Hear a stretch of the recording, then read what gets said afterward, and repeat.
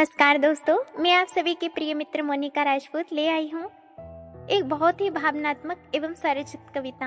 आप सभी से मेरा आग्रह है कि इस कविता को सुनने के बाद मजाक ना बनाएं, क्योंकि एक कला ही ऐसा माध्यम है जिसके द्वारा हम अपने भावों को व्यक्त कर सकते हैं और अपने चित्त को प्रसन्न कर सकते हैं।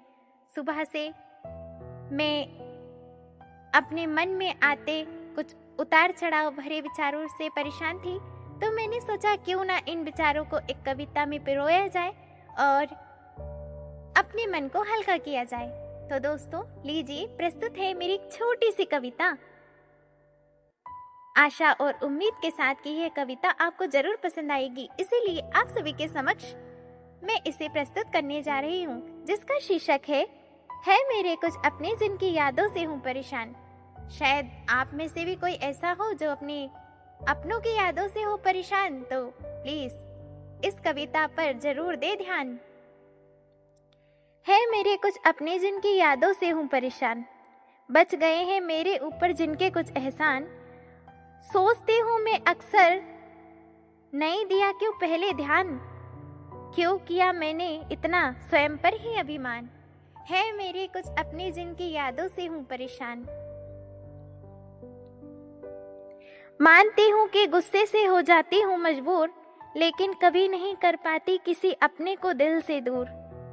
जिनके होने से ही था मेरे चेहरे पर नूर, जिनके होने से ही था मेरे चेहरे पर नूर, आखिर वही क्यों रूठ कर हो गए मुझसे दूर। है कुछ मेरे अपने जिनकी यादों से हूँ परेशान। अब अपने सिर्फ सपने हैं, मन तू ले यह मान, मेरे कुछ अपने हैं जिनकी यादों से हूँ परेशान। बच गए हैं शायद जिनके मेरे ऊपर कुछ एहसान, जो कभी संग में हंसे मुस्कुराए, कुछ उन्होंने कुछ हमने एक दूसरे को राज बताए। आज वही फिर महफिलों में बैठकर लगाते हैं हम पर इल्जाम, आज वही फिर महफिलों में बैठकर लगाते हैं हम पर इल्जाम। हमारे निस्वार्थ भाव को भी कर डाला बदनाम। कुछ अपनों की यादों से हूँ परेशान, बचे हैं शायद मुझ पर उनके कुछ एहसान। बात है बहुत गहरी जो सबको चाहती हूँ समझाना, बात है बहुत गहरी जो सबको चाहती हूँ समझाना।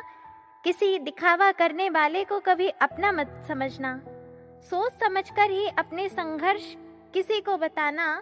क्योंकि जब बात भावनाओं के खेल से शुरू होती है तो महफिलों में अक्सर नजर आते हैं ठेके लगाते हुए।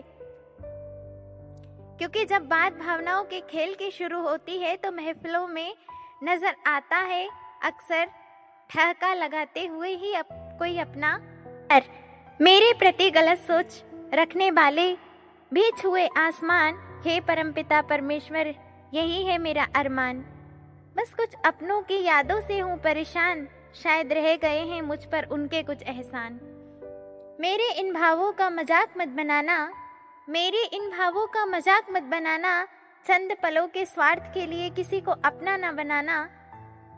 तुम भी समझना और सबको यह समझाना, सृष्टि में सबसे बड़ा पाप है किसी के मन को दुखाना।